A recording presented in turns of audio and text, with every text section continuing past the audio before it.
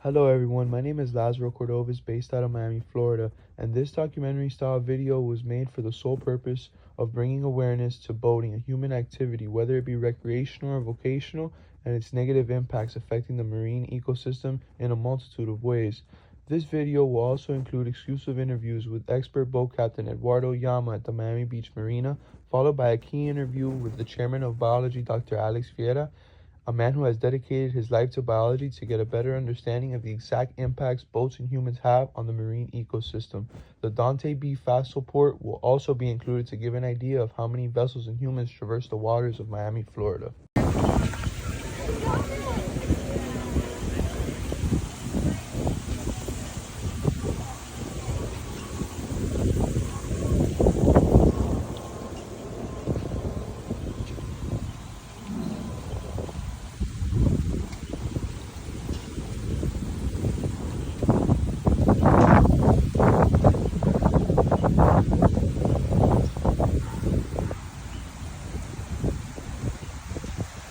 Hi everybody, we're here at the Miami Beach Marina joined by Ed Llama and a very experienced boat captain.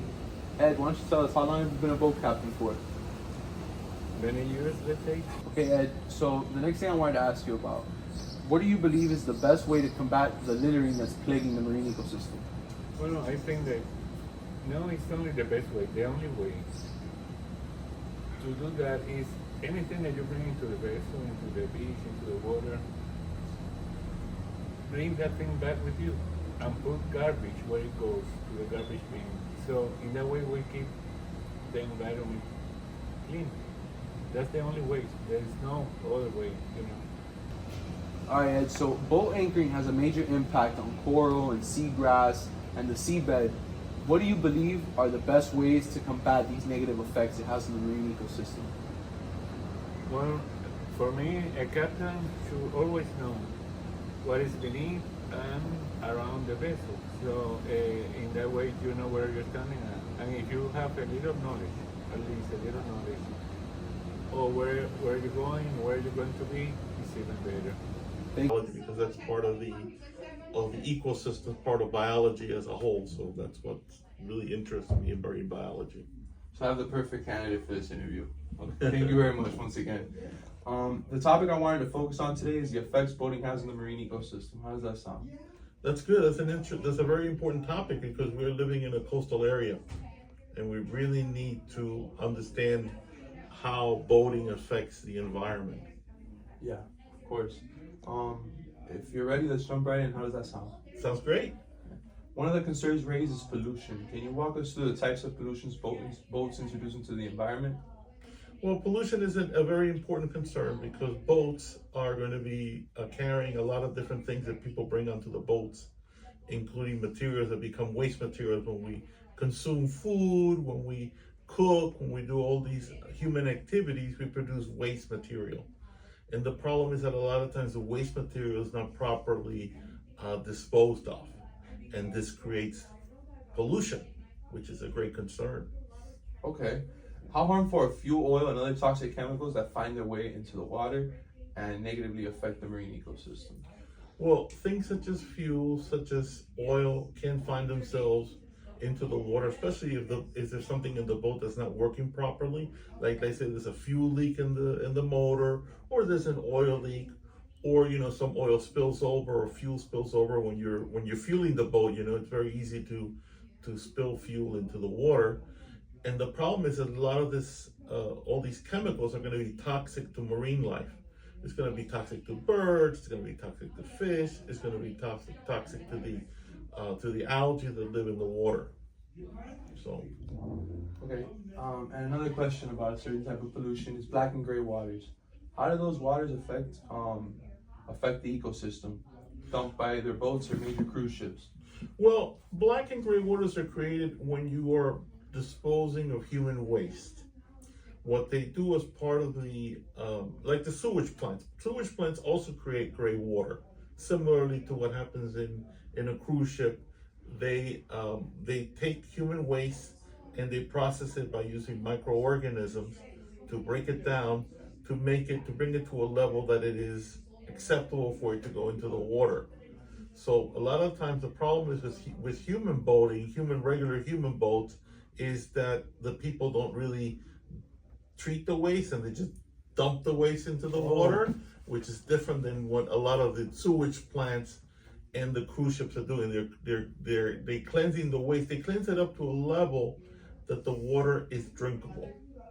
That's what they call it, gray waste. Wow, very interesting. I didn't know that. Yeah. Thank you. Yeah. Sure. To shine a light on littering, what effects does trash have on the ecosystem? Trash is really a disaster from the ecosystem, especially some of the plastics and some of the other items that we throw into the ecosystem, because they affect the birds, they affect the turtles, and they cause those organisms to be able to suffer some damages. You know, like tortoises and birds and other organisms get wrapped up in plastic, and then that can cause the organism to die. So in your opinion, you'd say it's very harmful? Yeah, it's very harmful. We really need, when we go to use any kind of natural environment, we need to take out whatever we bring in. 100%. That way, we don't leave anything that's going to be harmful to the environment. Exactly.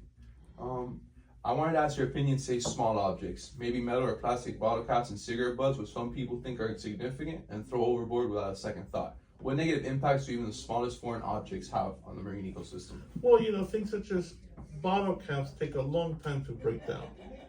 So they are going to be releasing metals and things like that into the environment that regularly wouldn't have been there. Things such as cigarette butts have plastics. And plastics basically last forever.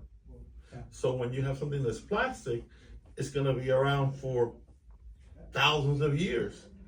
It's not going to break down. It's going to be around. And, so it's going to be around longer than we are.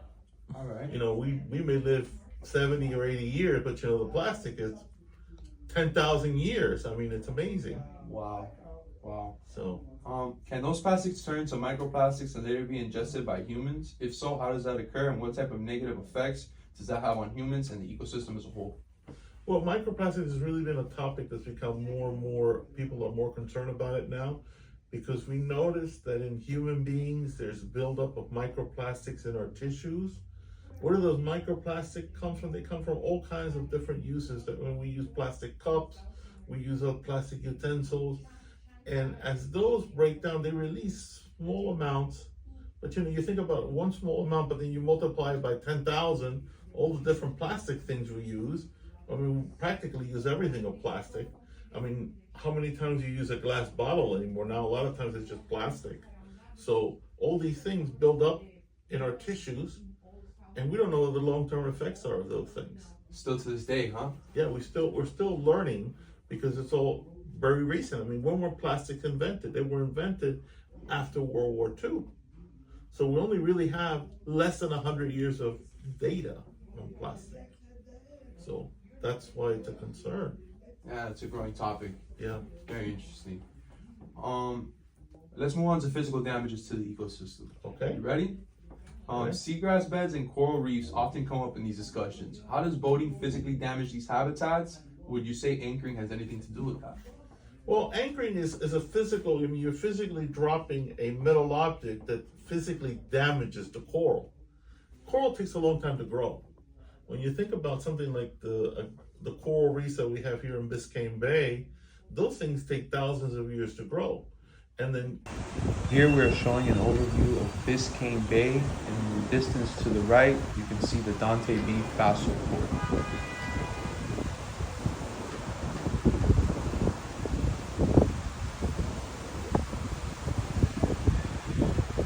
Here are a group of volunteers working on a solution to clean up our beaches.